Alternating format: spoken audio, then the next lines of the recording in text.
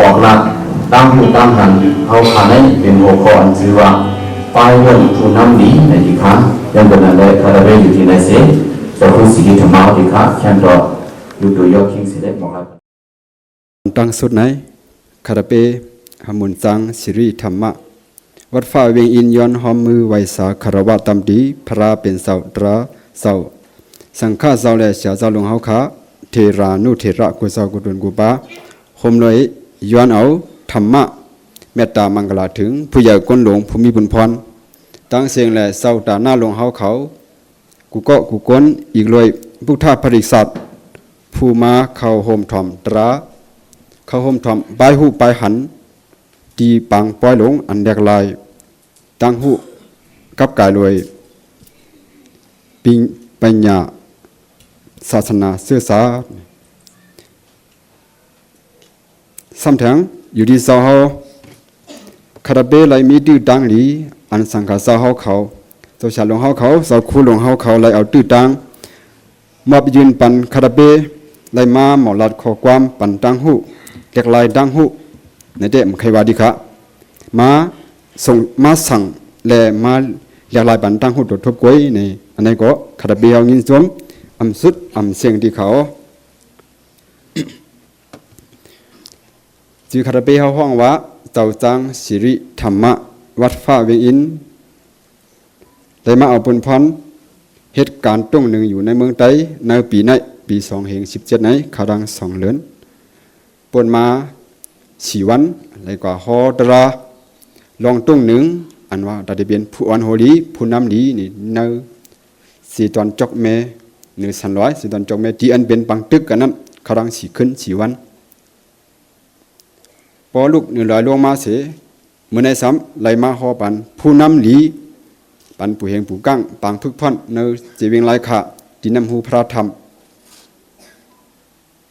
ตึกหายาวเสียมากันไหนที่ในก็สาวเฮาเตย้อนใส่อันหัวข้อว่าลายเป็นผู้นำดีซ้อมลายพุทธพระเป็นเสาอยู่ที่ในเสแลเจ้าใครลัดแทงรองหนึ่งว่าขยามเมื่อไหร่เปลี่ยนขยามกำเนิดสุดอันดีตาโตเจ้าเตลัยลัดหอบทบตะกาแลด่วนเฮาเขาคนหนุ่มเฮาเขามี2ลองตั้งยินใจเรียกแลยินใจจุ่มอันจะเรียกได้ย้อนสังเนี่ยจะเขาเลยลัดกำเรียนสุดเบิ่นสังว่าเป็นก้นเรียนตั้งเรียนก้นปิดบางนังเนี่ยได้ก่อนเขามาปิดกำเรียนสุดนั่นบอกว่ามันแข็งเลยเบิ่นมันย่ำเลยเบิ่นก้นปิดหมักปอลุงก่อนมาปิดลื่นเบิ่นนั้นแข็งเลยเบิ่นย่ำเลยเบิ่น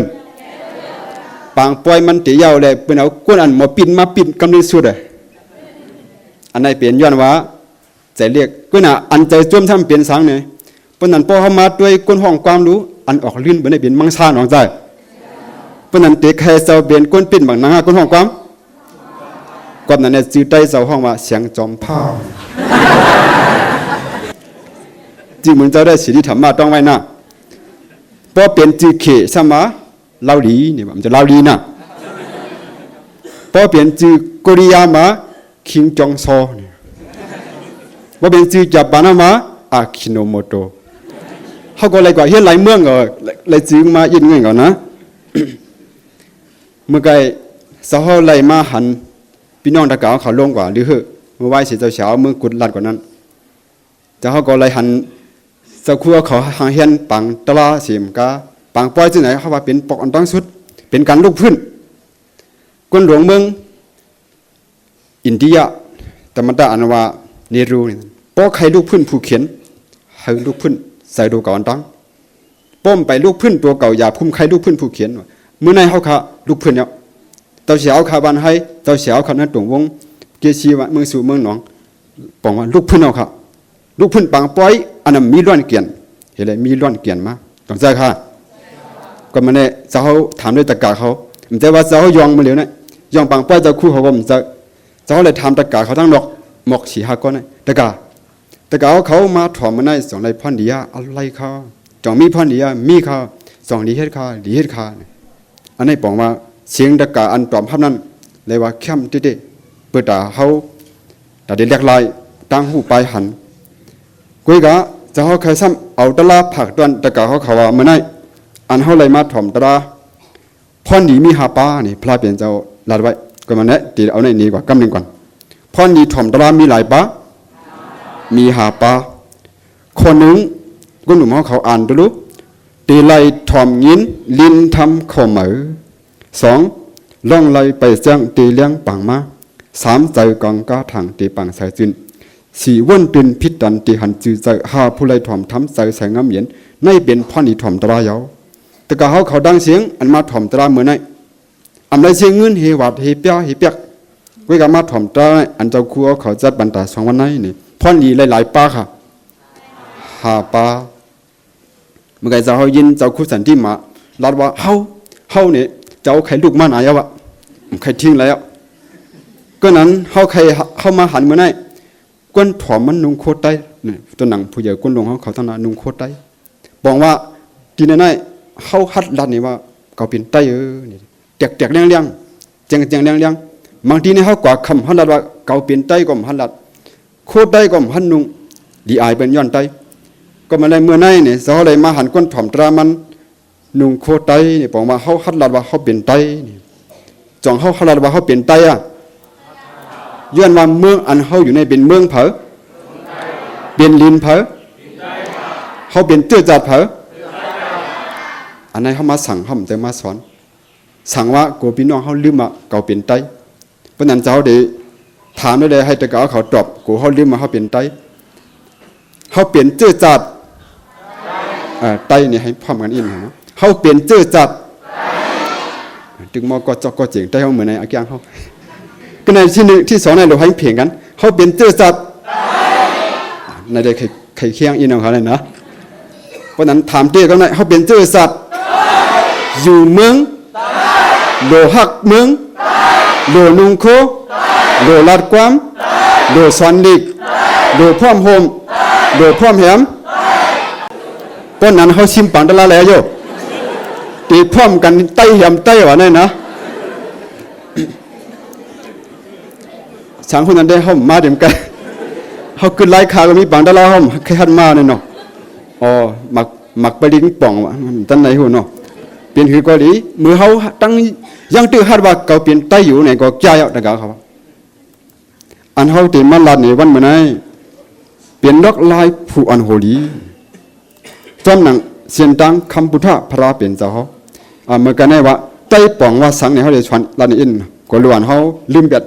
ล้วนเมื่อเป็นถามเขาว่าสูเป็นเครื่องหังไตเพราะนั้นไตป่องว่าสังในได้เปลี่ยนล้วนดวงอะไรเลี้ยงหูกันนะพวกก็ทำมันเขาคู่ขามันเนี่ยพวกมาข้อกันนั่นเนี่ยเลยลัดลองการจื้อจัดกันมันกันมึงเตรียมหัวปักหัวอกในมันเกี่ยนะครับบางทีเนี่ยเล่นลักลาเราครับเพราะลัดที่ยังกูเมียงออกข้างนอกนะเฮ็ดสังเลยวันนั้นละเนี่ยการวันเมืองการจื้อจัดการจื้อคือการศาสนามันดิ้นกึกกันไว้ครับมันแจกกันเลยยันไปเสาไก่หัวการจื้อคือการวันเมืองการลองพิงไงปุกท่าการลองทนเมียฉีเยืองลองพ่อมพมนั่นแหละบอกว่าข้อที่เราก็เป็นทำเจ้าได้สิพวกเขาอย่างในเขาปู่ก้างปู่เฮียงในมาสู้เจ้าไอ้ทำเจ้าในบอกว่าข้อวันนอกวันนั้นเขาเดมหูลองปาร์ตี้คือว่าลองอาซีASBBเขาเดมหูว่าโคเขียวโคไลนี่เว้ยบ่เจ้ากับข้อการมาจื้อคือที่ไหนเขาถามว่าเจ้าเป็นไผ่โคไลโคเขียวอะไรเนี่ยวะเขาถามเขานะพวกมันในตอบยาวไปถ้าเกิดว่ามันเจ้าเขาในบ่มาตอบพอดีว่าโคเขียวเนี่ยก็พอดีว่านั่นน่ะมันเจ้าในจับผักพอดีว่าโคไล่เนี่ยก็ใกล้กับรถได้เลี้ยงนั่นแหละเขาตอบยาวเข้าว่าคือกันน่ะพวกเขาถามว่าเจ้าเป็นโคไล่ฮะโคเขียวเจ้าว่าคือเขาในโคไล่ก็มันจะโคเขียวจะมันจะเปลี่ยนจุ่มโคเหลืองก็ในพวกเขาจอมสาบเวียงเขาทำถามทางก็ในเขาตั้งสาบเวียงในเขาฮู้กัดเขียนมาอินเขาเรียกว่าคือเจ้ามาฮอลองถ้าแม่สีเยืองลองพ่อมผมได้เจ้าเปลี่ยนภายปาตีสือเผือกข้าโหสือข้านี่ถามแทนเขาหน่อย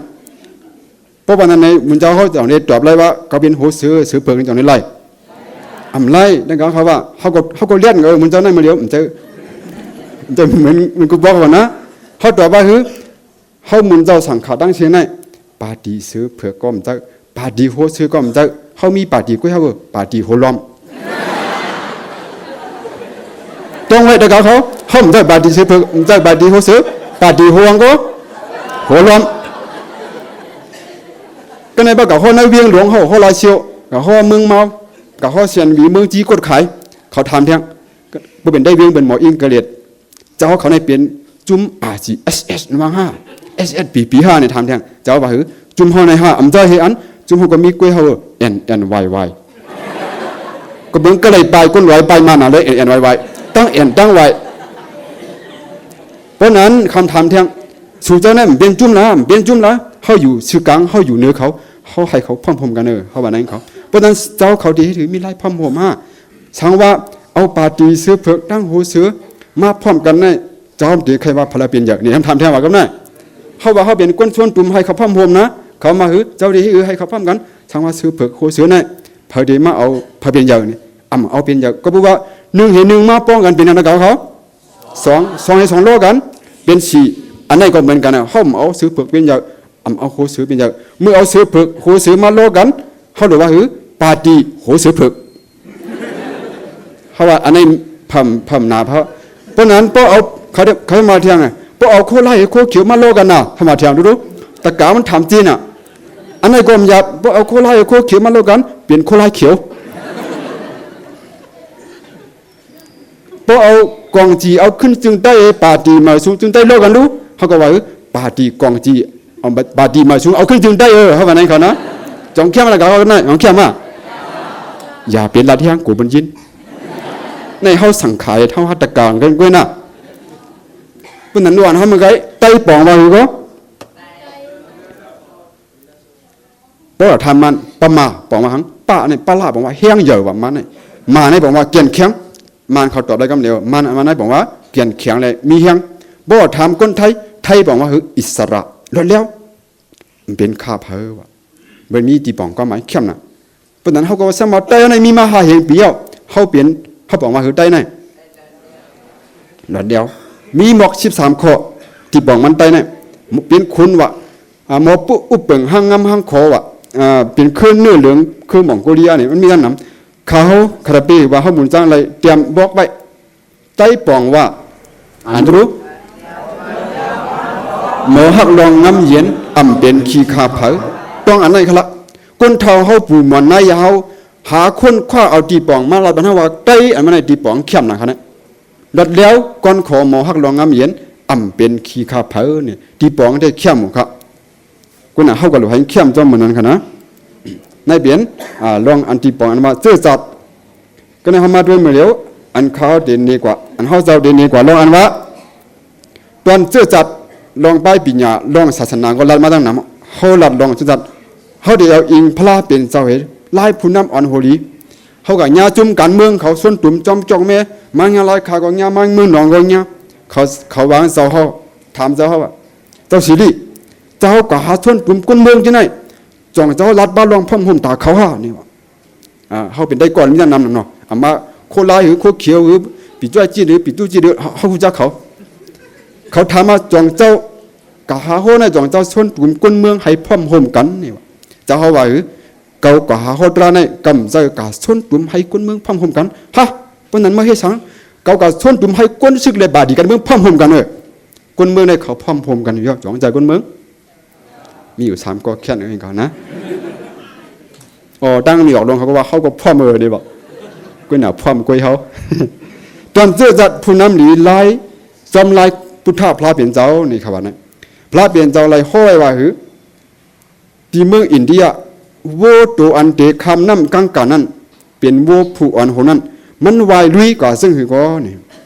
ตัวพุงโวตั้งหลังก็ตีลุยกว่าซื่อๆขยาวพอโวตัวอ่อนโหคำน้ำลุยคำพักคำพัง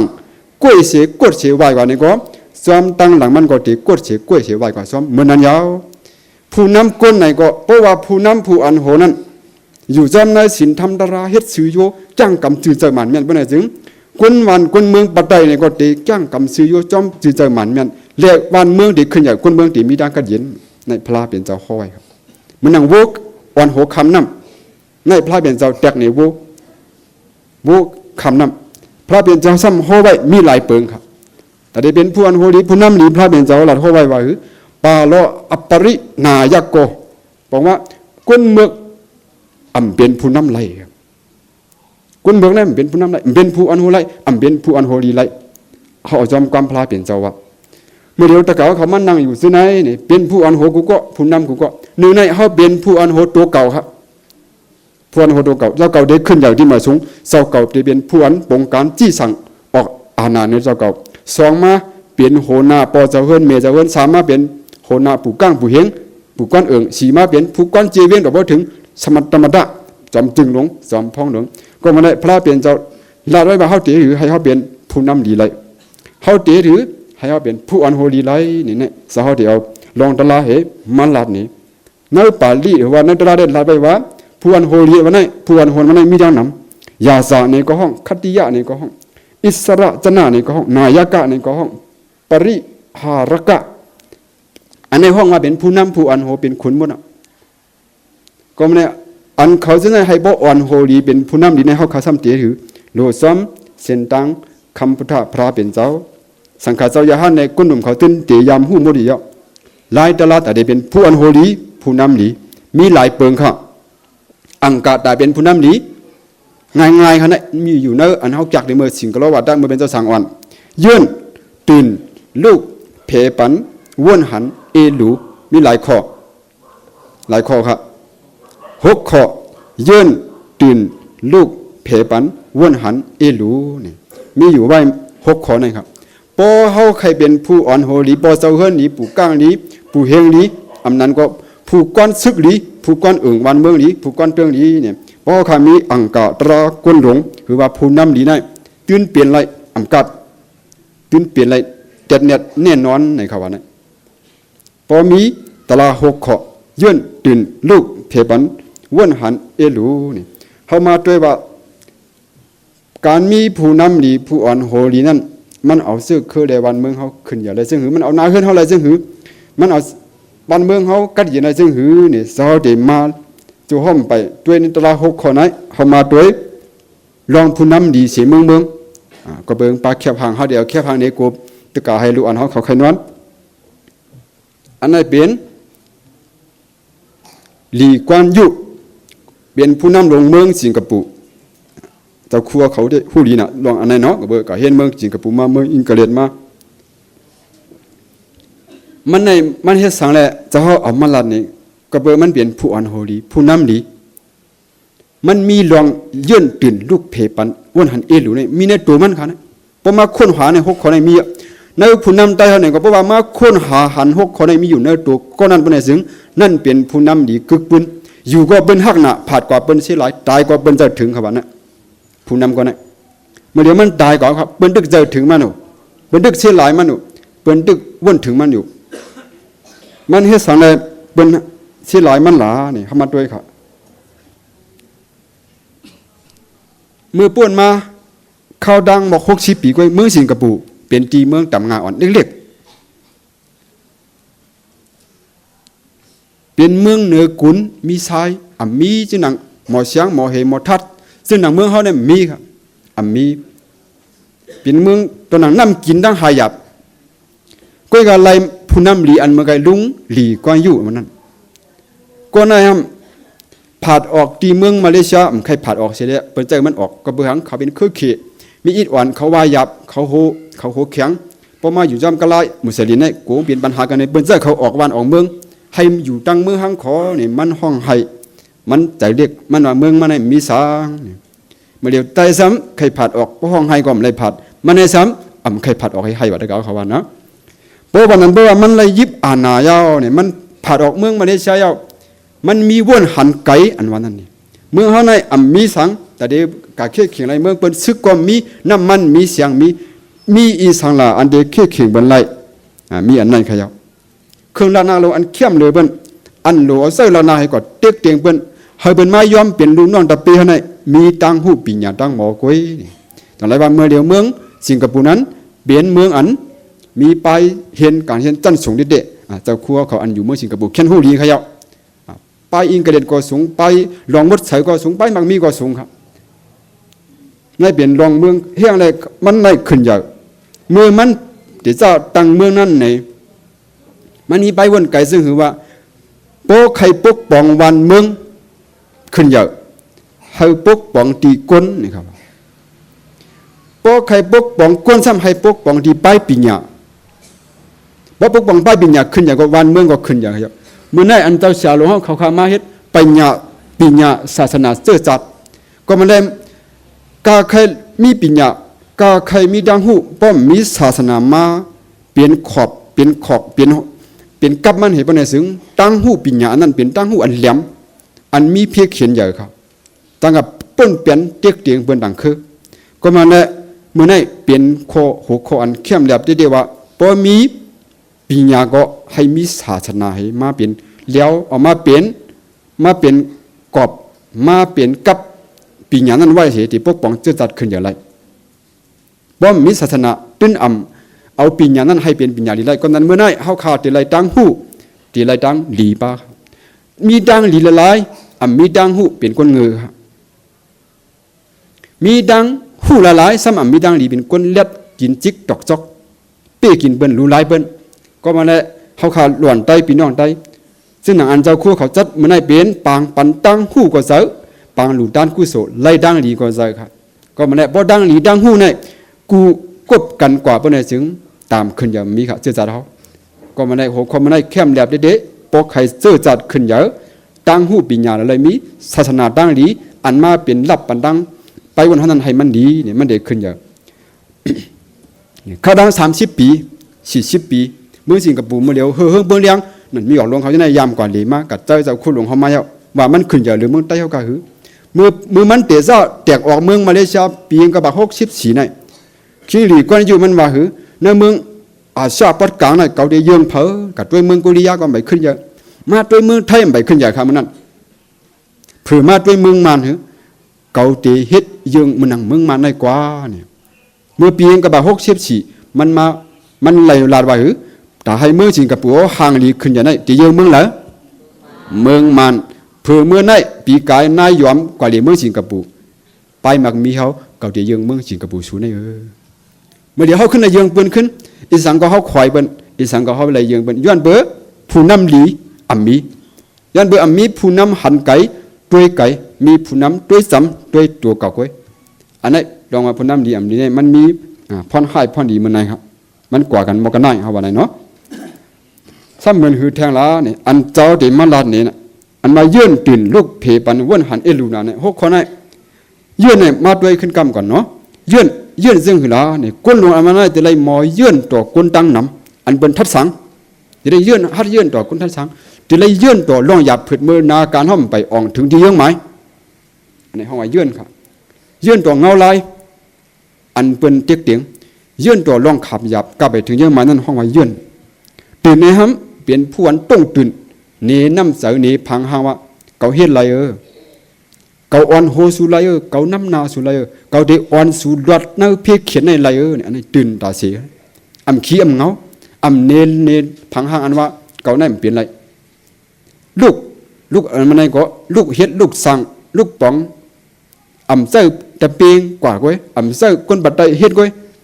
เจ้าเปิ้นเฮ็ดเมียวเดียวตัวเก่าก็ลูกนี่เฮ็ดเนี่ยตัวอย่างตีแตกมันแผลปันพอมีลองสุนไล่สุนเปลี่ยนมาเพปันเพ่งออกมาก็ในวันในนาในคืนในเย็นในตับซุ้มในวันเมืองเขาย้อนเปิดเมื่อเหลียวเมืองเขาอันมีปัญหาอยู่กูว่าในก้อเนี่ยย้อนมีคอนว่าเพปันในมันเพ่งจะมีลองเพปันเพ่งสุนไล่สุนเปลี่ยนในวันมันในสองมีปังตึกไรค่ะในเขาเอาเปิงตะลาว่าไว้นะมันมีไรปังตึกย้อนเบิ่มมีลองเพปันเพ่งแหละจ่องมีปังตึกมาอะไรครับช่างว่ามีลองเพ่งเปี้ยงแถวนี้ก็เมื่อนานมันก็ตื้นเตมีลองปังตึกที่ไหนครับเขาเฮ็ดกัดตุ้นไว้อันครับเอามาในกัดตุ้นอันละเดียวจะเขาก็ต้องเอานะเมื่อเขาเตมาเฮ็ดเมืองโฮมตุ้มนี่ครับกัดตุ้นนั้นมีมารขังช่างยางไตเปลี่ยนเมืองเขาโฮมกันมารว่าเขามาเจียกันโปไหลมาเปียงไตเปียงแก่นายไตก็พร้อมกับยุขังยางโปไหลมาขังเปียงมาเปียงแก่เขาเห็นเมืองโฮมตุ้มซ้ำกันในวันในกาตุ้นน่ะใจเจ้าว่านะเพราะว่าไหลมาเมืองเราแล้วก็ขอเนี่ยเขาเห็นกาตุ้นแทงว่าเฮ้ไตสูบย่างมันเปียงใส่ท้องขังสูบย่างมันแทงเปียงเผิงปันกว่าเจ็ดเมืองมันเลยเจ็ดยาไตขังเลยก็เจ็ดยาก็มันเพียงอันนั้นได้ก็เขาว่า เฮ็ดให้เมืองมื้อเดียวได้สุขสักนั้นนะเพปันว่นหันอันนี้ว่นหันว่นไกเพปันมันก็ได้ปารังต่ำช่างว่าพี่น้องเฮาผิดตะเปเก่าผิดเจ้อคือเก่าผิดซ้ำเพปันต่ำเปียงบ่เป็นเปิ้นผิดต่างก็ผิดซ้ำปันต่ำนักอันนี้บอกว่าเฮ็ดให้หมู่ซุ่มก๋วยหมู่ซุ่มแตกเฮ็ดให้บ้านเมืองเฮามีดองเพียงเปียงบ่มีดองสุนไหลมาเจ้าเก่าคือเก่าเอานำเลยเปิ้นบ่มีดางผิดลองอยู่ยามมาเปิ้นผิดหมดเปิ้นยอมหมดอันนี้มีดองเพปันเพียงเปียงดังเฮาว่นหันว่นไกเพิ่นว่าเนี่ยความเขเขาว่ากวนสองเกาะผ่านมาหิมเก่าคงจื้อว่าจริงกวนสองเกาะผ่านมาหิมเก่าไปมาหิมเก่าเก่าได้เอาเป็นสลาไรดังสองเกาะได้เก่าเขารู้สองเขาหันกวนตั้งนำให้นายสองเขาเอามาเป็นสลาเขาเลยคู่สอนเขาเลยกวนก็ได้มันลาดในตะเบงมาเฮ็ดหือเลยว่ากวนสองเกาะโปเพียดมาผ่านมาหิมก็ได้เอาเป็นคู่สอนอะไรล่ะเนี่ยหนึ่งเพราะมันเปลี่ยนกวนดีไปมาเนี่ยเกาเดว่าเกาเตเฮ็ดหนังกวนดีกว่านั้นนี่เป็นคู่สอนเฮาเนาะสองเพราะว่าไอ้ขี้เหล้าขี้เมาอำลีมาเนี่ยเกาเดว่าเกาเตอำเฮ็ดจึงหนังมันไหนนี่ว่าก็มันได้สองก็มาหิมมันไหนมันเอาเป็นคู่สอนอะไรว่าเพราะเฮาหมดด้วยมันหนังเจ้าคุณสะเปิ้นวางเปลี่ยนคุณโหค่ำลงอย่าผิดนรกเปิ้นหมายโหไว้ว่าเงินตัวละ2ล้านจือเสียงเนาจือเสียงลูกเอาป้าจือเสียงใต้เฮาลูกกวยกันเนออันลูกนั้นมีอันลีข้อกามอันลีมังข้อลีเอามาเซาเมื่อนังว่ามันลาดไว้เพราะใครเป็นผู้นำอ่อนโหลีก็เขียนให้นี่ที่ได้มีตังวนนี่มันเดียวอยู่ในคอวนหันไปเป็นบ่ฮู้ไปลูกบ่หมออันนี้ผู้ก็เขียนผู้นำดีกันน่ะไปเปลี่ยนบ่ฮู้เงาลายมันน่ะไปลูกก็บ่หมอไปซุ่มก็เฮาบ่ขัดลำไหลว่าเงาลายที่เป็นหือปังตึกอันนั้นการเมืองกำไนเฮาที่ซุ่มเนี่ยซุ่มเนี่ยไปเปลี่ยนบ่ฮู้ไปลูกบ่หมอในเป็นผู้นำสูงสุดเขาว่านะผู้นำปานกลางเหมือนหือลานี่เปลี่ยนเย้าสั่งฮู้ลู่เย้าสั่งหมอว่าในเป็นปานกลางเว้ยด่วนเฮาเขาว่าเนาะเป็นปานกลางเว้ยนะเปลี่ยนเย้าสั่งไกฮู้ลู่เย้าสั่งไกหมอกว่าตึกผู้เขียนเย้าซ้ำมังกันเฮียงกันด้วยเย้าจ่องไกบ่อ๋อไอ้จ่องว่าเขายุบย่อมกันได้เขาเปลี่ยนกันได้เขาเปลี่ยนที่ไหนนี่มันจ่องไกไล่ขอตอบมันมาเปลี่ยนเย้าสั่งฮู้ลู่เย้าสั่งหมอหมาย3อันนั้นได้เป็นก้นจอมหลังต่อโซเปลี่ยนเย้าก็อำฮู้ลู่เย้าก็อำหมอเนี่ยความคุณชาลัดไว้ปอลีเอาก็เอาป้อมเดียวก็เอานั่นน่ะนะไปเปลี่ยนบ่ฮู้ไปรู้บ่หมอนายเป็นผู้นำสูงสุดเปลี่ยนเย้าสั่งฮู้รู้เย้าสั่งหมอเป็นผู้อันโหปานกลางเปลี่ยนเย้าเลยอำฮู้รู้อยู่ก็หมอนั้นเป็นคาเบินต่อโซนี่ก็ในเอลูมันในก็บอกว่าเอลูเหนือตั้งตุกยักขันเสยกุนวันกุนเมืองเมื่อกุนวันกุนเมืองเขามีเพเขียนมีดังเหลือนไม้มีเสยไข่ซ้อยแถมตาเสในเป็นผู้นำดีมีเสาตัวอยู่ภายจุกภายกุนเมืองตาเสมีเสาจุกภายรองมันเมียนตลาดตาเสมีเสาใครจุกภายรองอันกุนเมืองเขาเลือดไม่ตาเสนี่อันนี้ผู้นำดีผู้อ่อนโหดีว่าเออยู่ถ้าเป็นจะได้ซึ่งมันเสาซึ่งแก่นเจ้าห้องเรามหาการุณิกเสามหาการุณาอันเฮียอย่าดึกบ้านมีเผยเปลี่ยนพลาดเด่นเสาเขาเลยมาเออยู่ก็มันแน่ผู้นำดีอันนั้นมันมีสายเอรู้เพราะนั้นอังกาก้นหลงมีหลายข้อด่วนเขาครับมีหลายข้อ6ข้อโอเคนั้นวารุมีวิสังอะไร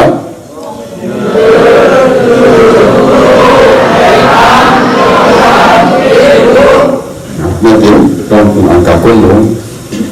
ก็เนี่ยทำมาด้วยตอนสอนอันว่าคุณหอคำเมืองไทยเนี่ยเด็กเอาหาอย่างหันที่หานั้นเพียกว่ามันเนี่ยสิเด็ดต้นมันนั่นด้วยเจ้าคุณหอคำเมืองไทยให้อะไรคนเมืองไทยเขายกยอมมัน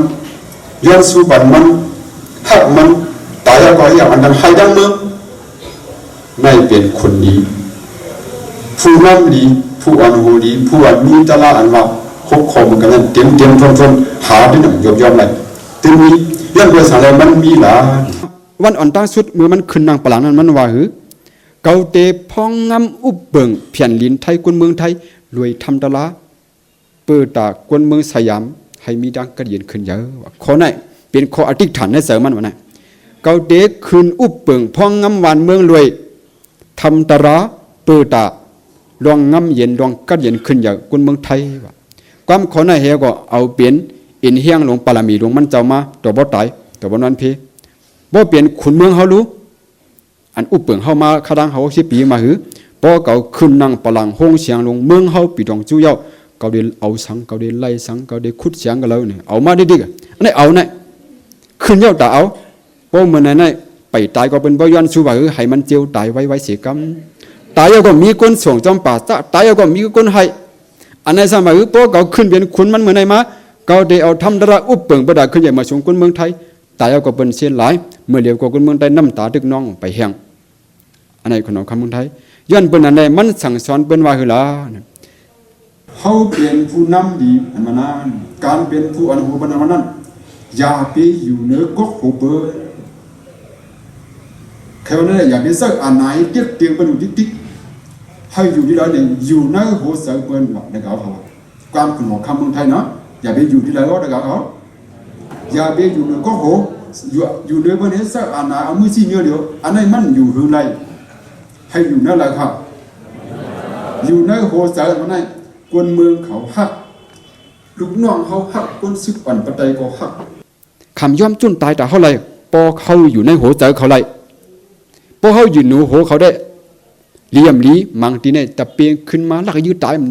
ยังมีอยู่ในเขาว่าตั้งไล่ขาเขานะอย่าไปตาเที่ยงเขานะกูไล่ขาเขายินปอว่าเขาเป็นคนลีมีตลาหลีเป็นไหนซึ้งลูกน้องเขาก้นวันก้นเมืองเขาฮัดเจ็ดขีตาเขาไรในเป็นไรคุณหัวคำลาไว้ว่าอย่าไปอยู่ในก็โหเบิ้นให้อยู่ในมาโหใจเบิ้นเฮียงเลยวันนั้นพอเขาอยู่ในมาโหใจเบิ้นในจองเบิ้นที่ฮัดตายต่างเขาพอแต่ก็เขาคำอยู่ด้วยคุณสามโลนั่นแหละพออยู่ในมาโหใจมันคุณสามโลนั่นหูกูก็จะมานั่งอู้เปี่ยมอ่ำอยู่ในมาโหใจมันในจองคุณสามโลที่ฮัดเอาตายฮัดเอาตัวมันตายอ่ำฮัดก้อยก็เจ้าไขวนไขลานว่าสังว่าคุณสามโลตายอันตั้งนั่งอุเปี่ยมจองเดี๋ยวให้เราดูได้อันนั้นเป็นหลุดฐานด้วยกุนยิงกุนใจได้เข้าดินอยู่ยำหูปากว่าคุณสามโลในหักนั่งอุเปี่ยมเตี้ยก็เบอร์หักได้สองแก้วหือมันเอาตัวตายเพราะฉะนั้นให้ยันถามมีออกลงเขาสุดต่อหน้าลงยังไงสังว่าคุณนั่งอุเปี่ยมในอ๋อคุณสามโลตายอันตั้งเนี่ยนั่งอุเปี่ยมจองเดี๋ยวให้เราดูได้มันมาฮับเจ้าเขาว่าสังว่าคุณทำโลดตายอยู่ใกล้นั่นเองนักอุเปียมมาหันมันนะคุณทำโลดได้ว่าหืออุเปียมไหมปีหักสูกาหืออันนั้นได้มีดมังนั่นเอาเปลี่ยนทักษิณมันเนี่ยเตี้ยงตายนักอุเปียมเดี๋ยวว่าหือสังมาหันคุณทำโลปีทำโลเขาหักสูกล้วยหนาเขาเดิมไปตายจอมสุไลเขาเตะลุ่มลาไปปาตั้งหักสูกว่าหน้านี่ก็นั่นก็จะเอาถังเด่นนะกว่าร้อยกันละมาในแทนก่อนนั่นแหละปองว่าสังว่าเอาตั้งหักคนใจได้คนยิงมาแตกกันไอ้คนใจตินดิเปี่ยวว่ากำเดียวว่าจะเขาเนี่ยอยู่ภายคนใจเตี้ยเนาะเขาว่าเขาเตือนให้เขาดีวนด้วยก่อนนะเขาใจว่านี่นะอุเปี่ยมก่อนเนาะต้นนั้นก้นหมาก้นสาวรู้เมื่อสาวก้นหนึ่งมีในหัวใจชัวเนี่ยจองสุดีฮัดตายต่างมันอำฮัดขาอำฮัดอันว่าเขาหักมันเนี่ยมันฮัดตายต่างนั่นเองเป็นก้นหลวงอันหักวันเมืองก้นหลวงอันหักวันเมืองอันหักเจอคือนั่นจ่องเขาฮัดตายต่างวันเมืองเจอคือฮัดยันเบหังวันเมืองใต้แผ่นดินใต้เจอคือใต้มีในหัวใจมันอยู่ดาเชมันหักถึงในหัวใจมันคนนั้นมันตายกว่าโกคนนั้นเป็นผู้นำเลียคนนั้นเป็นภายหลังนั้นได้เขาบ่น่าซึ้งนั่นเป็นภัยค่ะเป็นภายหลวงเขาเศร้าต่างชิ้นเมืองก่อนเขากลุ่มยุกยองคนต่างเมืองว่าเมืองจีนกับบัวเมืองไทยว่ากำเดียวว่าเมืองใต้เขาขนาดมีหาดีเยอะมันมีก้อยห้ำเอามาลานี่กันเจ้าจำทุนเขาเตะเลยมักมันอยู่ว่าเป็นผู้นำดีกว่าหนึ่งลองให้ลองอันนั้นได้เขาหูอันเขาหูลองหลีมันกว่าเขาว่าเนาะเฮียงในเขายุกยองว่ามันเป็นผู้นำดีดัดได้มือมันเตะกว่าลงกับขึ้นบางกุมจ้องอ่องสั้นมือมันตายอันว่า19 จุลายมีน้ำมีออกมาหลายเปิงลักเสาตุ้งมันก็หักตกน้ำหนองอันมันกะลุยกะอาบก็ขุนเลี้ยงไว้เสือลงก็มาห้องหิมเมืองปอนน้ำมีอันนั้นมันดีเพราะว่าอันดีนี่อันมาถือว่าก้นหิมหอมมันนั่นลัดจะเฮาขาจะเฮาเตะกว่าเข้าปังกุมจ้อมอ่องสั้นให้น้ำมีอันดีขาอันความไรขานี่ว่าอันนั้นก็ไข่วันมันไรขาเจ้าจำทุนเฮาต่อไปค่ะกันนั้นหลีต้องไว้ค่ะอันเฮาเปลี่ยนผู้นำนะสังว่าเกากว่าตายแล้ววันเมืองเจอคือไตเขาลดเลี้ยวก้นขอกัดเย็นขึ้นอย่างมาชุมเลย เขาตายก็เสียหลายว่าอันไหนจังว่าผู้นำดีเตียวก็เบอวันเมืองในซื่อคือมีเนื้อหมักโหใส่มันในเป็นเจ้าจำทุนเมืองปอนมีทั้งน้ำก็น่ะเขาว่าดีลีเยืองเขาเจ้ากว่าดีลีเยืองเขาเจ้าเป็นสมาตายก็เพราะว่าเป็นเรียกเอาแต่รอดแล้วก็ขอแลลองทางขึ้นใหญ่มาสูงคนเมืองใต้ได้เมืองใต้บนไหนซึ่งเขาขาย่อมตายอะไรอยู่นี่ว่าหางตะเปมันว่านี่นะในเป็นเจ้าจำทุนอันเขาดีเยืองผู้นำดีใต้เขาเจ้าครัวเมืองปอนก็มานั่งให้ถอมยอมได้นะเขามาโดยลองคุณเอาคำแทงก่อนย้อนโดยมันเจ้าเฮียในเป็นคุณนี้กฎหมายอุบัติเมืองไทยเขาว่าคุณหอคำอันเดียขึ้นนั่งกินเมืองไหนป้อมเฮ็ดหมุนเจ้าเฮก่อนในเตรียมไรขึ้นกินเมืองเตรียมไรเป็นคุณหอคำในมีไว้ในอุบัติเขาเฮียงเลยวันนั้นน่ะเนี่ยป้อเป็นคุณเย้าไรเห็นตะลาไรเห็นเบิงคุณชิบเบิงอันนั้นก็เบิงอังกาคุณพวกเบิงเหมือนกันนั่นเนี่ยโกเปลี่ยนคุณเมืองคุณเรื่องตามเมืองเขาเนี่ยคุณหอคำเสาป้าไหนไรเฮ็ดอย่าหันกูป้ากูก็เดี๋ยวไรเฮ็ดอย่าหันให้จ่องใกล้ขึ้นกินบ้านกินเมืองเพราะเมื่อเดี๋ยวซ้ำมาหือก็มุนเจ้าของเขามีการแหนอยู่ลายอยู่ดอกอยู่เนื้อจ้องพวกตันก็ขี่กาเละการลำเย้าลำปาเจโลปลาโตเจ้าว่าหือเจ้ากับเขาดีเมืองงอกเมื่อว่าเมื่อซื้อไหนเขาถามเขาตะกะมุนเจ้าฮอกามีการไหนเมื่อเดี๋ยวจ้องสั่งถูกห้าเนี่ยอันพอมีนำก็สั่งถูกมาเป็นนั้นเขาถามด้วยพี่น้องวันให้มุนเจ้าฮอกามีการกวนเนี่ยจ้องสั่งถูกว่าพอขี่เย้าฮอกว่าตาป้องกันศาสนาช่างว่าเมื่อไหร่เจ้าฮอเย้าไกน้ำหูพลาดทำให้ป้อมเขามีกาหมอฮอกามาเนี่ยจ้องได้ตั้นขึ้นกันไหนอ่ะตั้นขึ้นลูกมืองอมาถึงกันในกองมองช่างว่าเจ้าสังขาเจ้าคำเอาก้าวจอมส่งเจ้าถึงไรโปขี่ก้าเหหาป้องกันศาสนาบุญเพศศาสนาเมื่อไหร่จึงจองเลี่ยมลีโปหมุนเจ้ามีกาขี่ก้าเหกาหาลีก็เลยก็ลาจองเลี่ยมลีมีช่องเมียวหน่อยให้หมอแจกหมอเพมันก็ในกาด้วยดีอันเป็นเหล่เอามาลัดด้วยดีอันเป็นขี่ก้ายาป้องกันศาสนาเจ้าหนังเจ้าคู่หลวงเขาช่างว่าใต้เขาจะคู่ขี่หมามันเมืองฮอดีเมืองไทยช่างมีดินเปลี่ยนก็ใครฮอเครื่องบินกันในวันนะในก็แค่วันนั้นก็เจ้าเขาว่านั่นเนาะก็บอกว่าพอเขาเฮ็ดหมุนเจ้าเนี่ยมันเดือดหูลองตลอดย้อนเบอร์สหอคำในมันหมออ้วนอ่อนหมอกลมตัวเบอร์แน่เนี่ยพอกว่าหาหมุนเจ้าตะกาวเขาด้วยดูเอาโหมันเจ้ากว่ากลมถึงมือกากลมถึงหัวเขาเจ้าหมุนจังอันนี้เป็นห้องว่าขุนจอมทำจอมตระเพราะขุนเมืองในไม่ถือมึงเจอเมืองเขาเลยนะขุนเมืองนาดินเปียงเขาว่าเดี๋ยวมีกองกลางมาไปล้อมหอบจองก็เบื่อหางหล่ะเนี่ยอำยุงตัวเก่าจนหนังมาจูหมุนเจ้ายังกลัวมีเพทีเดียวมันหมุนเจ้าในจองมีกองเจ้าชายชุกเข้ามาหมุนเจ้าในมีจองไว้หมุนเจ้าในจองมีหมากคับมีหมากสังหมากนับก็ไม่เคยมีเยอะมาเดียวอันนั้นได้กล่าวว่าด้วยคุณหอคำกว่าสู้เจ้าหมุนเจ้าบ้าแล้วก็ดิ้นไวกลมก้อมอ่อมนอนถ่อมตัวนั่นแหละเห็นไหมดิ้นกลมก็ดีนั่นเป็นคนดีนะครับเพราะการสู้หมุนเจ้าบ้าลาเสียมาดิ้นหมอยิบหมอกำหมอทำหาล่องอยู่ล่องเปลี่ยนหมุนเจ้าดาเชเจ้ากับเขาจะลามาตีหนึ่งห่มลาดาวาตีเหลอเขามาปังเจ้าเขาเมื่อกุน่าเจ้าเขาซ้ำหันตั้งเมื่อตีวันเขามาถามปังเจ้าเขาเมื่อจ้าเมื่อค่ะเจ้าเขาได้เมื่อไหร่มองเขาว่าพอหามองตะลายาวห่างไกลเมื่อกันข้าได้เมื่อตั้งตะกาห่มหันตั้งไปเขาว่าเนี่ยอาโลมันหยับสังเจ้าว่ามีโชคได้ถึงดีขึ้นเท่าไหร่เอาจ้องเท่าไหร่เขาบอกที่อยู่ในดีๆมีเป็นมาปังเหมือนจะเป็นที่อยู่ตะกาเอากองหมอกมาเหไปเข้าดวงใจว่าไปเอาก็เอากองเอามองในห้องไว้เอาละอ่อนก้าเขาเหเมื่อเขาวันเขาเวียงเขาได้นี่ทำมาหือเพราะเจ้าเขามีโชคได้ดิ้นถึงข้างเมืองเขาไหนจังว่าหือละเวลาก็เขาลัดกังหือความหูมันนั่งตะกากองขึ้นมาเหนือจ้องตีมาปังหมุนเจ้าวันไหนฝึกขึ้นมาเหนือจ้องมาคู่ใบพระหมุนเจ้าซ้ำใบออกห้องมาด้วยกับที่พักดูไก่พังมีกล้วยหอม3-4 กอบเผื่อปุกจ้องเผื่อเจ้าเสียวออกมาตีมาปังเมื่อกาวซ้อมเจ้าเสียวเขามีหลายป้าไหนมันว่าหือเจ้าเสียวเขามีหลายกอบขันไหนไอ้จ้องวางใครกินกล้วยนี่ตะกาเขาว่าเมื่อเดือนนี้ป้องยาหมุนเจ้าในคำหมอลัดก็มาส่งรายว่าเมื่อไหร่มีศาสนาให้เขาป้องสว่าป้อมมีศาสนาลูกอ่อนจะไหนก็เต็มใจก้นเดียวเต็มใจก้นดีตีเป็นก้นมีขอบเหรียญมีดังหูก็ได้เป็นป้นเปลี่ยนเป็นในคนหอคำเมืองไทยส่งรายว่าสั่งรายว่าป้นนี้ยุกยองมันไหนนี่ก็เบอมันจอมเปิงศาสนาเหมือนคำพระเปลี่ยนเจ้าแหละโครงการจีมันเก่ง อันตาเฮ็ดปันก้นเมืองในตัวมันเจ้าปอตาในมี3เหงไปตาเฮ็ดปันก้นเมืองตาจ้อยแถมก้นเมืองมี3เหงไปก็ในมาโดยแถงย้อนเบิกขุนหอคำอ่อนเฮ็ดลีแลนี่ตัวนังจอมพ้องเขาเมืองไทยในก็พิจารณามันเปลี่ยนภูมิอันนะก็ป้องกับอุบมันเจ้ามันก็ยิบกำรูปมันก็หมอนนับยำเนี่ยพอมีผู้นำหลีปัจจัยจึงนั่นจ้าว่ามันไงพอโวคำนำกว่าซื่อก็โวตัวด้านหลังก็คำจอมซื่อเนี่ยในเปลี่ยนจอมพ้องเขาเมืองไทยอันก็มาเหลียวนะก็เนี่ยมาโดยแถงขุนหอคำไทยก็หนึ่งแถงนั่งก็ปาทิหะในอันเจ้าคั่วเขาก็อยู่ดีจันจอมมันเจ้ามหาจุฬาลงกรณ์เป็นชื่อขุนหอคำบ้านไหนขุนหอคำบ้านไหนเป็นสมัยมันเป็นเจ้าอาณาเมื่อปานนั้นมันไปใจเมืองกี่หมกกระเดียสีมันเมื่อเดียวก็เขาว่ามันไปแค่มันเมื่อนั้นเมื่อเดียวก็มันในเฮ็ดคือละเนี่ยเมื่อญี่ปุ่นเขาเมื่อปิ่นติดเขาดีมาตึกนั้นมันตีออกกว่าหาอ้อยดีเมืองนอกเมื่อเจ้าหนึ่งรัสเซียว่า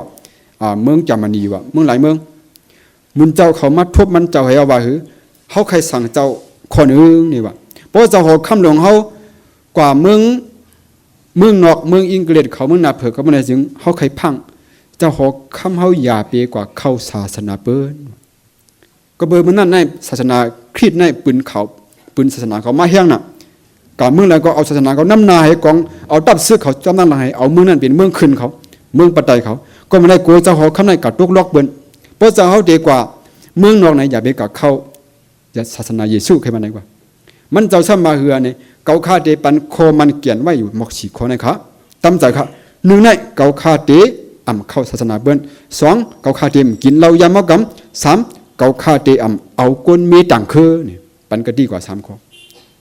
อันนี้เป็นคนดีได้เป็นยุกยองต่อถึงมันเมื่อไหร่และสังขารเจ้าใต้เขาก็เลยกว่าขึ้นเห็นอยู่ดิจันจอมต่อถึงมันเมื่อไหร่เนี่ยนี่เป็นคนดีแทงปาหนึ่งอันเมืองไทยเขายุกยองค่ะเนาะหรือสีนั้นในก็เป็นเมืองผู้ทันเมืองปูดันอันที่เจ้าคู่ว่าเขาค่ะก็เอาว่ามาหลายปอกเฮียในคุณคำเมืองก็ในเมืองในเปิ้นเจือกมันเจ้าใจจิกมีอันนั้นจิกมีเฮียในเปิ้นเจือกมันขละมันเป็นคุณหอคำเหตุปก่อนยากวนปัจจัยมันกวนวันกวนเมืองกวนผ่านบะมันเป็นยุคมือไวค่ะมันเป็นยุคมือไวมันเอามือปลายนิ้วจี้เปิ้นเฮ็ดไหนพอเฮ็ดไหนได้มันเข้มหั่นนะอันนั้นก็เอาปลายกองให้ไหนจี้เปิ้นให้มันเฮ็ดค่ะ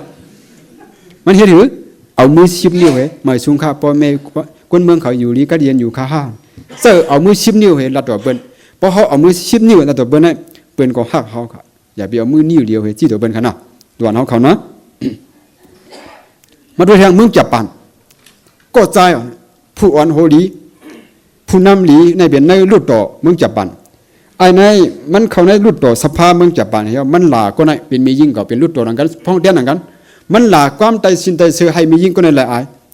คนจับปานเขาว่าโปมือเศร้าอ่ำขึ้นยอมผิดตัวมียิ่งเดะกันตัวก็เขาบ้านเนาะจนกันตัวขนองให้ในนั้นนะป้อมขึ้นกันตัวมียิ่งเดะเขาเดี๋ยวลืมมาออกเนี่ยมันหมายเก่าเป็นผู้นำดีก็ใส่ดีมือเขาเฮ็ดผิดก็เขาเดี๋ยวยอมเนี่ยเผื่อมันมายาพองเตียนมียิ่งเนี่ยมันหมายกันตัวขาหน้าเนี่ยวันนั้นนะก็น่ะกำใจได้เอากำจับปานที่ซ้อมบอกก็มันเรียบวันนั้นก็กูมันป้ากล้องบอกก็กันตัวก็เนาะในเป็นผู้นำดีอันจับปานเขาว่ามันเฮ็ดผิดก็มันหัดยอมผิดอันนี้เป็นการผู้นำคันนะเขามาเตียกันดูผู้นำเมืองเปิดในผู้นำเมืองเขาอันนี้เอามาใน Facebook ล้วนเขาเนี่ยนะใกล้หันน่ะว่าเป็นล้วนเขาเล่น Facebook จองหันค่าผู้นำอเมริกันน่ะจองใจบรรทุกชอบกินบันมันตื้อกล้วยมันทีมันเนี่ยมันเป็นธรรมดาอุบกำผารังเสียงมันน่ะกูน่ะผู้นำเมืองเขาชอบกินก็หมดตื้อกล้วยว่ะ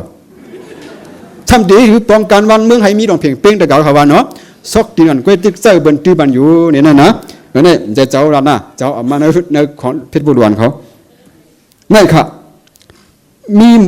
ร่มผีหุงหนังกันเมืองมันร่มผีหุงมาเนี่ยก้นลงเขากัดเจ้าก้นเมืองแลนนางเหวไว้บ้านหมุนเจ้ามานะจะรู้ก้นเมืองอเมริกันแต่มันได้เขากัดเจ้าก้นเมืองน้ำท่วมเหมือนกันก็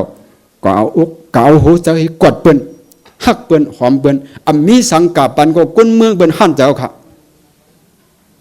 มีสังปันน่ะเอาโหใส่ปันเลยค่ะก้นหลวงผู้นำดีเหมือนไหนค่ะเนาะในเปลี่ยนลายอุบเปิงวันเมืองหนึ่งใดมือหนึ่งมันกว่ากันซึ่งหือเนี่ยข้าวยำ45 มินินี่ค่ะเนาะเมื่อเดี๋ยวนี้ก็4:50ค่ะไหนคือเที่ยง5 มินิก็ค่ะอยู่ไหนใน5 มินิอันตึกคืออยู่ไหนเนี่ยจะเอาที่เอา ลองผู้นำหลีไล่พุทธะพระเป็นเจ้าสอนให้ถือ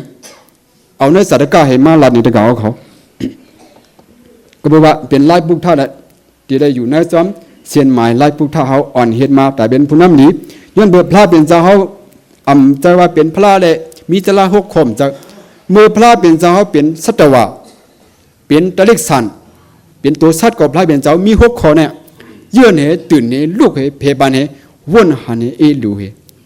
เมื่อพระเป็นเจ้าเป็นจัดกวางนี่โจทะมีกะสาตกาเนี่ยมันมาในจัดต่อจัดหนึ่งพระเป็นเจ้าในยามเปลี่ยนม้ายามเปลี่ยนหมาเป็นควายเป็นวัวเป็นกวางเป็นสัตว์เป็นนกเขาจะไหนลายเมียว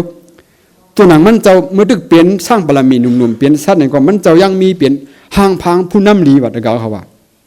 ห่างพังผู้นำดีเหมือนหืออันนี้เป็นกำลังสุดเนาะขยามเขาติเชียงขึ้น5 มินิก็ห่างพังผู้นำดีเมื่อจัดก่อนจัดหนึ่งพระเป็นเจ้าอะไรเป็นกวางคำตัวหนึ่งตัวใหญ่ห่างดีกีบห่างดีเขาห่างดีตาห่างดีกูลองห่างดีกูเจอข้าอยู่ไว้ในเถินหิมากุนตามี2 จุ่มมีหลายจุ่มหนึ่งเปลี่ยนไตก็เปลี่ยนก้นอยู่หิมกันกวาง2 จุ่มกับเขาว่าจุ่มหนึ่งจุ่มในอู้ไว้กวาง5 ปากจุ่มพลาเปลี่ยนเจ้าในจือโหนาเขาจือบาดโหผู้บาดดีเขาว่าบาดเอาไว้กันมาเลยนะชื่อผู้ป้องกันเขาห้องว่านี่โจทะต้องไว้เนาะจือแทงโหนาจุ่มหนึ่งซ้ำห้องว่าสาขะมีหลายตัวขา2ก็ในอุบเปิงไว้กวาง2 จุ่ม1 จุ่มมีหลายปากค่ะ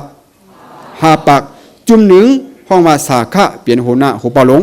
จุ่มหนึ่งเปลี่ยนนี่โจทะอันเป็นโหเปาพลาเปลี่ยนเจ้าเขาอุบไว้ในเถินในคือเมื่อนั้นคุณเอาคำหลวงเมืองปาราณสีในซ้ำจึกทรงเรียนยื้อกลางหาตัวเถินลำยื้อกินกวางกูวันเย้าก็กว่ายื้อก้นจะคันก้นวันก้นเมืองเขากว่าเฮโลอาเปจังเมืองเขาในกว่าอันมีมือลือมันว่ากูวันก็หายื้อกลางให้มากินก็ในก้นเมืองปาราณสีในเนี่ยเขามาอุบกลุ่มกันว่าฮือลาเนี่ยเจ้าหอคำหลวงเขาในกลุ่มหาลำยื้อกวางกูวันเจ้าไหนเนี่ยเขาไม่ได้เหตุการณ์เพื่อเสือกาคันเข้าเขียมตก1 ก้ม1 จ้อยก็ก้มไปคันหาตรองก้อยห่มไรเหตุการณ์ดีๆถูเราก็ตกจืดมันน่ะอย่ามาซ้ำโต๊ะห่มจะเมืองใต้เจ้าเขาว่านะเขากอดโหเดี๋ยวมึงมาลงมาถึงมือย่างเหลียวนี่เหมือนกันเมื่อเราว่าปัญหาลงมือไหนเขาขาให้คิงก้างขี้เห็นเขาเลือกมาดีไล่ขาไหนปัญหาหมายหนึ่งเป็นยาเมากำครับกว่าจกเมให้ขี้เห็นเขาหนึ่งเอา3 ปากไป64ก็สูเลือกมาปัญหาสูในในย่องมีหันร้อยเลือกมาที่1เป็นยาเมากำหมาย2เป็นตีลินครับอันนี้ขับเบียยันเอาตั้งหูวันนอกในต่างถึงในสังขารเจ้าเขาในเวียงอันอยู่จันจอมอันอยู่ในเมืองกบปัญหาตั้งแต่นั้นมันเฮียงเตะขามาเดียว1ในยามากำ2ตีลินครับก้นต่างคือต่างศาสนาเอาไล่สีเบิงมาเอาดีลินเขาครับเตรียมมีตีอยู่ใต้บ้านนอกเขาเอาอาณาเอาอุบัติเหตุมาเอาดีลินเขากว่าไล่1 2เวียกขาซึกเวียกขาอาณามาเอาแทนไล่1อันนี้เป็นซึกในเถื่อนเขาว่านะซึกเจ้าคืออันนึงในเอาไล่หลวงบองจึงเอมาเอาดีดินเขา3เวียกขาศาสนามาเอาดีดินเขาเอาว่าหมุนเจ้าหลวงเฮ็ดจ้องเฮ็ดกองมูเนี่ยควักหน้าดินเขา3 เปิงนะไม้สีนี่ครับเอาเงินเสียมาซื้อเตียกเอาเขาเมื่อไหร่เขาขาไล่คอตัวล่วงว่าไล่เอาดีดินใต้เขาในมีสีเมียวเป็นต่างคือเพราะสีเมียวในเอากูวันมาเดียวเนื้อวันจริงน้ำหมองมีปัญหาได้เดียวว่าเนื้อจกเมมีปัญหาได้เดียวว่าเนื้อไล่ขามีปัญหาได้เดียวว่าเนื้อเมืองเตียงเกียงคำปัญหาจะในเกมไรตัวบ่ถึงเอาอาสากันตายครับย้อนตีลินก็มาแล้วอันนี้ปัญหาอันเฮี้ยงลงมาเดียวไหนอย่ามากำตีลินเนี่ยในมันเป็นปัญหาในเมืองไทยค่ะเนาะเพราะวันนั้นเนี่ยคุณหอคำในมันอ่อนเตี้ยเอาก้นเมืองกว่าเฮ็ดโลอาเปลำกลางกูวันเขาอ่อนกันอุบกันมาเฮ็ดก้นเมืองที่ไหนเขาอย่าไปเฮ็ดนะหนังหือเขาจะได้เฮ็ดการดีเขาอ่อนกันเฮ็ดโหเข้มเฮ็ดวางโหเดี๋ยวก่อนเนื้อโหในเขาอันกันผูกน้ำผูกต้นไม้เฮ็ดหนองเฮ็ดน้ำหมอเฮ็ดน้ำอันกวางเขาจะได้หมักผูกไว้ต้นไม้อันกวางเขาจะได้ลือผูกไว้หมักไม่หมักดอกตั้งกินอันกวางเขาจะได้หมักไอ้เขาอันกันกว่าลืบกวางเขามาในยุ้มเนื้อโหนี่วะก็เบอร์หังคุณหอคำเต็กเขาใจเขาได้ดิเพราะวันนั้นในคนเมืองที่ไหนก็อ่อนกันกว่าลืบกวางที่ไหนเขามาในโหเดียก็เบอร์เป็นเอาสังหยอกไว้ตั้งกินหยอกไว้ให้เขามาในโหในโหเนี่ยมันเฮ็ดไว้ก็เลยเฮ็ดไว้ในเมืองหลวงหิมเมืองหลวง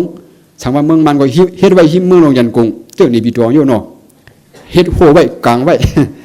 เนาะเฮาลัดคือวันเมืองเฮาลัดคือกวางเขาก็กาลืบกวางมีอยู่จ้ำห้วยจ้ำลอยจ้ำเหรียญดินมีห้องสอนก็เลยก็รีบเข้ามานะในกวางในเวียงกวางในเมืองรีบเข้ามาในโหน่ะถ้ามีน้ำหมอมีตวนไม้ตวนตอกมีหมากไม้หมากตอกอันดีอันบานพอสู่เข้ามาอยู่ในนั้น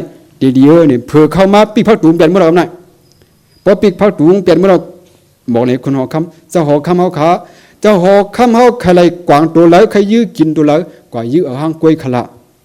ไล่กินง่ายๆเอาคำเมื่อเดียวกวางมาอยู่ในเวียงออมจะในห่วงเมื่อเราขาเพราะวันนั้นคนหอคำก็วางบ้านก็มากล้วยมายื้อกินบางวันก็เสด็จปีมันมายื้อเอาเมื่อหนึ่งตัวสองตัวเมื่อกินเนื้อมันกล้วยกาเมื่อพ้องคนหอคำมายื้อนั่นไหนกวางแม่กวางหนุ่มกวางอ่อนกวางอันมีปลาต้องซ้ำโกยเลี้ยนกว่าเลี้ยนขึ้นเนี่ยตายแทงดังน้ำคำบอกพอเป็นไม้ยืนเนี่ยกวางเมย์อ่อนจะไหนมันเลี้ยนกับกูตั้งเขากูปืนกลางคำบอกเลี้ยนกว่าแล้วเลี้ยนกว่าเมืองเขียวนี่ตั้งป่าไปหาลัก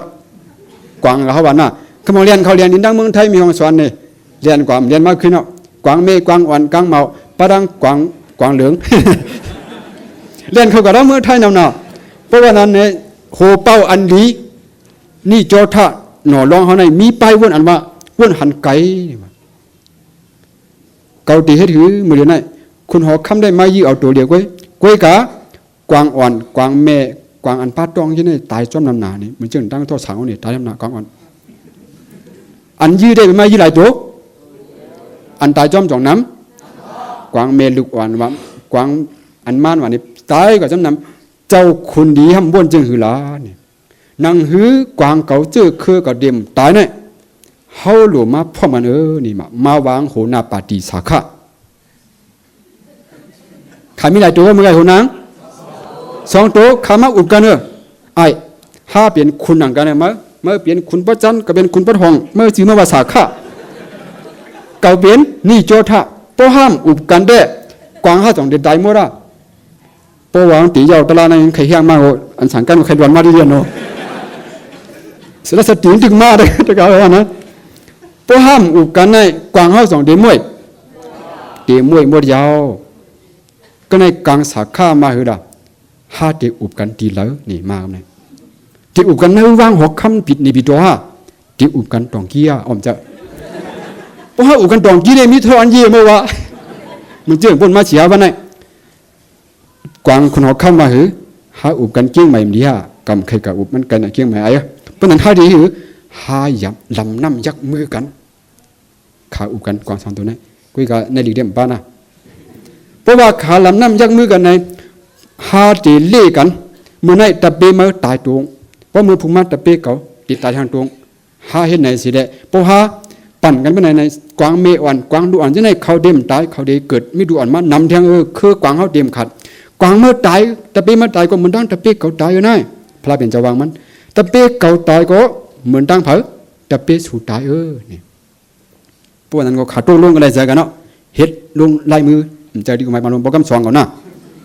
เพราะว่ายาวๆเนี่ยไล่กันกว่าไล่กันมา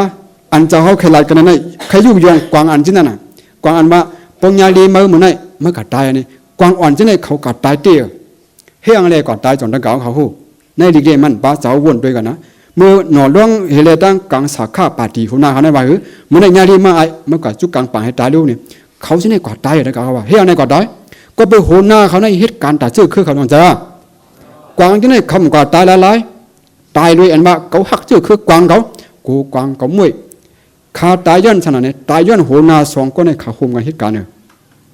พวกคำโฮมกันได้แต่ปีไม่กอดได้เลยฮะคำกว่าแต่ปีไม่ก็กอดเลยก็ไปขาตัวลงกันมาหือฮาเล่กันกว่าตายจงใจพวกมันในแต่ปีเขาจงได้ตายตายฮัดตายอันนี้แต่ปีเขาในฮัดตายบอกว่าขาพร้อมโฮมกันเนี่ยโหนาสองก้อนในจะสองตัวเนี่ยนะพอพร้อมโฮมกันกวางที่นี่ก็ฮัดตายเขาเลย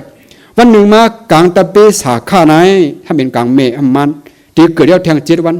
มันมาลัดว่าหือละเนี่ยเจ้าคุณจากข้าเขาขาหัวปลาหลวงเขาขาหน้าในมีต้องมีดูอ่อนไว้ครับแทง7 วันตีเกิดก็นั้นเมื่อในข้าวย้อนคว้างอย่าไปให้ใครตายเอาต่างโตกาเตียนตายสิครับนี่ว่าอันเป็นกลางสาขาตัวนี้มันเป็นโหนาว่นเก็บว่นปอด วนตาลูกน้องวนตาปัดไตเตไลลีไลเบียนกำหูเมื่อใครตายจึงหือตายกุยกาเมื่อไหร่เปลี่ยนวันเมื่อหลุดก็ตายมีเดียวก็สั่งที่ไหนวันนั้นสั่งมีเดียวเพราะวันนั้นนี่กวางมีอันนั้นว่าหือโอ้เกาปึงโหนาปาตีห้อมไล่โดนได้โหนากวางห้อมไล่โดนได้อย่าไปถ่อมพิษนะจะลัดพิษก็มาเพราะนั้นเขาค่ายปาตี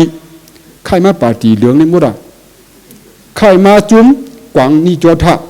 ค่ายมาจุ้มกังคำพลาเปลี่ยนเจ้าพอมาจูนี่เขามีต้องเขาเจ้าเขาก่อนนั้น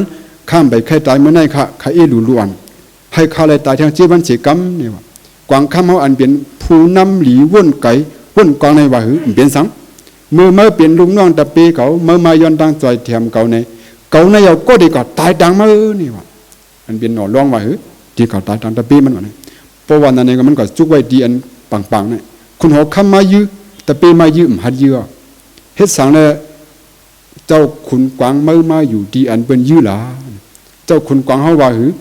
เขาเปลี่ยนโหนาเบิ้นเขาเปลี่ยนโหเป่าลงเบิ้นเมื่อตะเป้เขามีดังหยาบผึดเลือดมานั้นเขาเอาอาศักเรียกเอาอะไรเพราะกำเห็นไหนกำจะผู้นำดีคุณหัวคำก็เลยยอมกันมันจะจ่าเดียวเจ้าเปลี่ยนกวางไว้เจ้าดังหมอหักลูกน้องหักก้นปัดไตหักเจอคือหักวันเมืองสูบ้านกวางนั้นเดี๋ยวมีวันเมืองไหนหักเจอคือสูมกันไหนยังหัดตายต่างในเขาเปลี่ยนก้นเขาลึงแค้นหลูหัดตายต่างกอบนั้นเขาดีปล่อยอาศักรอดปันกวางเมื่อปังเจ้าเขาแหละปันกวางเมย์ก็ไหนกวางคำมาหือปล่อยเขาเหกวางเมย์ไว้ไม่ไรให้ปล่อยป้ากวางเขาหับปากดูเลยเพราะนั้นเขาได้ปล่อยป้ากวางหับปากดูไรปล่อยป้าผู้เขียนเขาอันเป็นกวางสาข้าเลยปล่อยป้าเห็นดูในตะเกาเขาด้วยดูกวางความในเนี่ยมันเปลี่ยนผู้นำหลีผู้อันโหลีมันกว่าลัดต่อคุณหอคำในมันย้อนสุนไล่สุนเป็นห้างก้อยจองย้อนมันย้อนตาตัวเดียวย้อนตากังเมย้อนตาตะเบมันหาปากย้อนตาจุ่มเขาตั้งเห็นห้ามมาเทียงเขาหนึ่งเห็นในเมื่อปันเราได้วันขอไว้เหมือนกันลองน้ำเย็นไว้เหมือนกันปันบ้าอันมีเนื้อเถื่อนตั้งเสียงเลยกวางเขา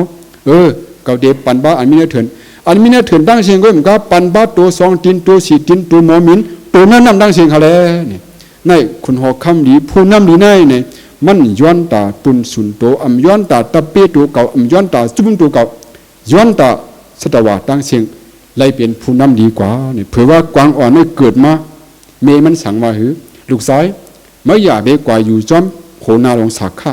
มันไม่เป็นก้นเจอกดเจอเมื่อไม่อยู่จอมคุณกวางนี่จอดท่าแล้วนี่เป็นก้นดีเป็นกวางดีเมื่อตายอยู่ใต้ห่มเงาขุนกวางนี่จอดท่าเจ้าหน่อร้องนั้นเนี่ยยังเมียดเหลือเสียเมื่อมีอาสาเสียอยู่ใต้ขุนเมือกเรื่องลงสักข้านี่อันไหนก็กำลังช่วยได้เนาะผู้นำหลีไหนไปสมาเขาเลยตายอยู่ใต้ห่มเงามันไหนก็ยังเมียดเหลือเสียเขาก็มีอาศักหับเจ้าผู้นำเมืองเรื่องนี่เอาในตลาดอันนั้นเสียแล้วกวยหางรูปดินเขากว่าอันว่าไล่ผู้อันโหดีซ้อมไล่หมุนคำพุทธาเจ้าเนี่ยเขาสุดกันในเสียแล้วกระปีเขาหมุนจังสังเสวะเขาเลยหลัดความต้นเปลี่ยนพิษหูพิษเปิงใส่ตะเกาเขากว่าเนี่ยก็แค้นตัวว่างคว้างปัญญานำเสียเอาน้ำใส่เงินน้ำใส่ทำหูเงินหูทำทอมก็เก็บเอาดีลีมันเสียแล้ว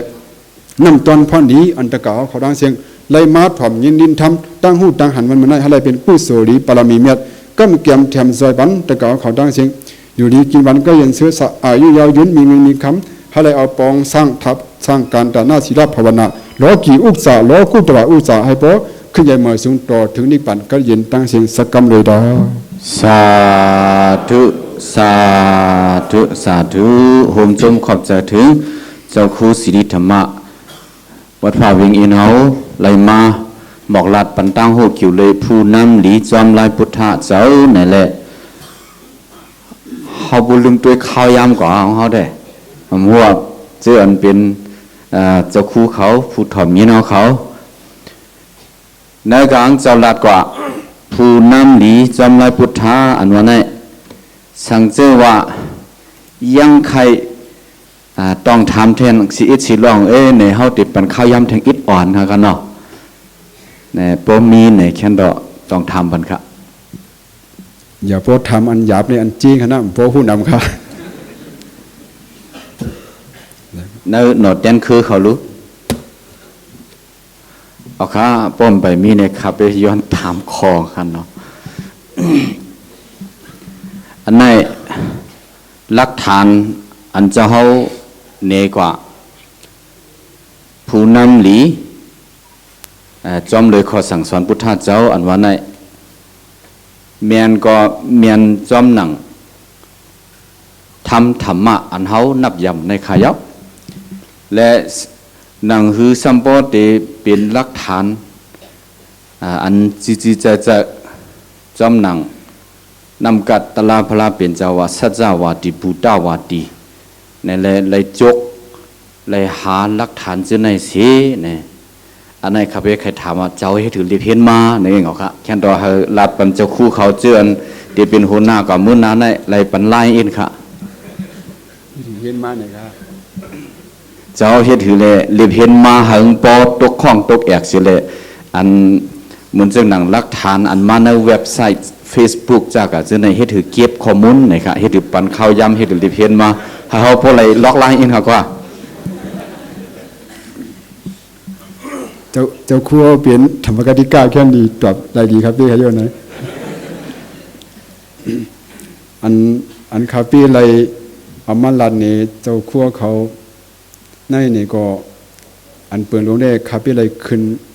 ตินตันอันมันบางพึกพ่อนธรรมกติกาเมืองไทย3 เรือนครับแล้วก็อันช้อนนี่ก็ได้เป็นไล่ไทยกำนำค่ะนะแล้วก็อันเจ้าครัวว่าเฮียในไทยบ้งเมียนงามกันตั้งปันเหมือปันเก่าเนี่ยเปิดลงมันได้การอ่านดีเขาอ่านกูวันครับมีวันลือครับถ่อมตลากูวันครับเพราะใครขับไปก็เลยเฮ็ดปางพึกพ่อนสังขาเศร้าอันใหญ่ๆมันก็มาหนังปางลงในเมืองเมาปีกายขับไปก็เอาไลส์อันว่าคู่ร้อยปงสอนตลาตาก้นปันเหมือเนี่ยขับไปเฮ็ดมาหลายเตียวเนี่ยใครว่าเมื่อเขาขาดดีอ่านเป็นผู้ฮอดราอันมันนั่นขับไปเด่มไปใจผู้ฮอดราตึกคัดใจไว้ครับอ่านน้ำถ่อมน้ำเฮ็ดจ้องไว้น้ำมันก็ตีลัดเลยใครจ้างกว่าอยู่ทั้งวาสนาก็ให้มีจิตนาก็ป้าในได้ตีดินลายุในเขาอันต่างคนต่างหาได้บ่มีนำค่ะนะมีแต่ที่มันลัดเลย45 มิลลิในก็คำว่าในนอนบ่มฮัดรับเขานะอ๋อค่ะขอบใจค่ะและไว้ใจยาวสิเลตตอบปันกว่าเนี่ย